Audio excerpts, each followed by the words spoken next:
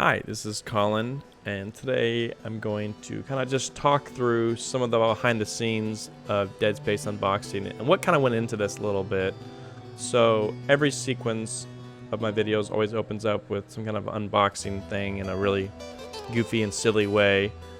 What was cool about this one though is that I had paid my friend Dan to actually create this helmet from scratch actually, and he actually has a full write-up of that and a full video tutorial series showing how he actually did that. So you check him out on his channel, which I'll provide in the description. But moving on, this opening shot where he looks up and, says serious, and then walks over to the window. We shot that sequence probably around like 20 to 30 times, no joke. And Jabari was such a good sport about it, man. I kept feeling so bad. I was like, hey, that wasn't it. We didn't get it, for whatever reason. It was my fault sometimes. Sometimes, he missed his mark, and sometimes the blocking didn't turn out right, or whatever, a bunch of things went wrong. Like, we tried multiple things where, like, we tried with the fog, we tried in the front living room, we tried with the green screen outside, and then it was, like, way too windy, and so we just shut down production for that day, like, filming. So I said, let's just shoot in the basement with my green screen. And that's what we did, and that was probably the best one because we had full control of the lights at that point. I could control both him and the background since it would be a virtual background at this point. So what I did was I gave him and myself one half of the AirPod basically, and then we listened to the blocking. So I basically recorded some audio where I said, and lights come up, and the camera pans up, and now you say this, and now I say this. And so he basically just kind of listened in and then acted it out. And then we recorded his audio later of him talking back to me and talking about his wife and everything. So the wife joke was actually his idea. It was pretty funny. He was like, what if I just kept trying to bring up my children and everything and my wife missing? So we just thought that was so funny. So we just kept going with it, and kept doing it. So it was pretty fun.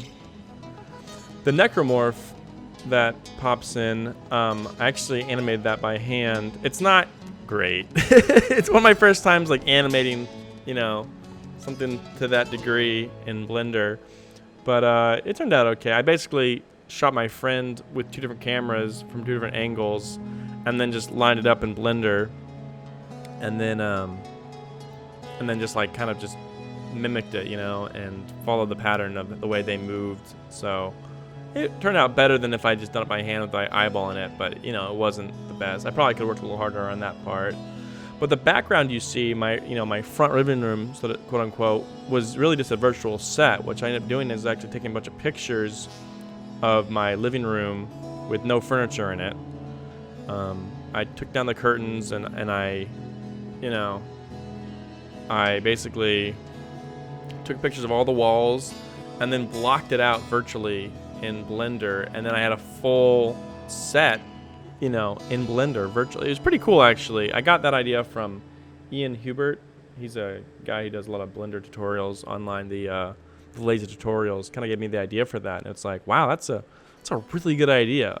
So I ended up actually going that method for doing it, which was pretty cool. It was pretty neat that I have that, and I'll probably do more of that kind of stuff in the future because it turned out pretty well. I was pretty happy with it. And again, it gave me full control over everything, and it looked pretty good, It wasn't perfect, and I'm sure the next time I do it, it'll be a little better. But yeah, so we had this joke about, his wife leaving him and his kids and everything, and how sad he was, and how he keeps wanting to show pictures. And we actually had this entire other sequence lined up where we're flying in space at one point. And he's trying to show me pictures of his kids while we're flying through space and gets hit by an asteroid. And that's actually how the original sequence was going to end, leading up to the part where I walk outside and throw away the helmet, actually.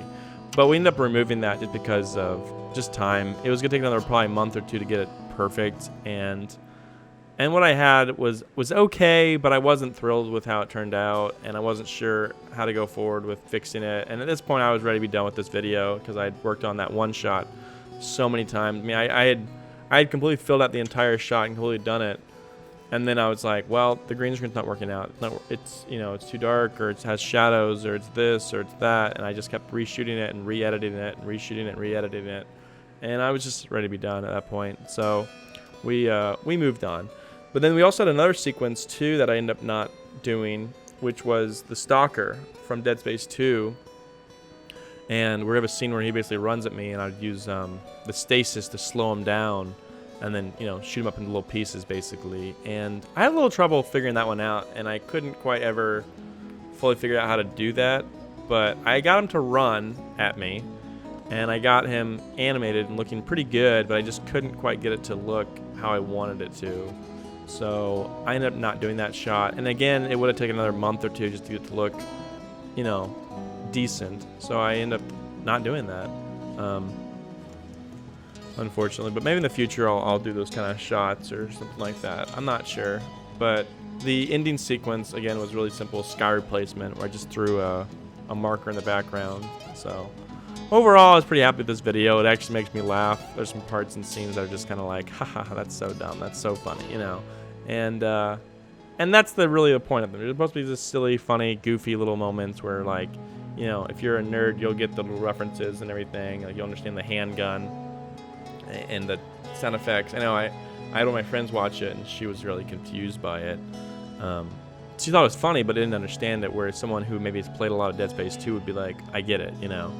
So, anyway, thanks so much for watching this video. I hope you liked it. Be sure to subscribe, of course, and I'll try to get more videos out over the next year. So the next one I'm hoping to get out is one about Terraria. So, all right, take it easy.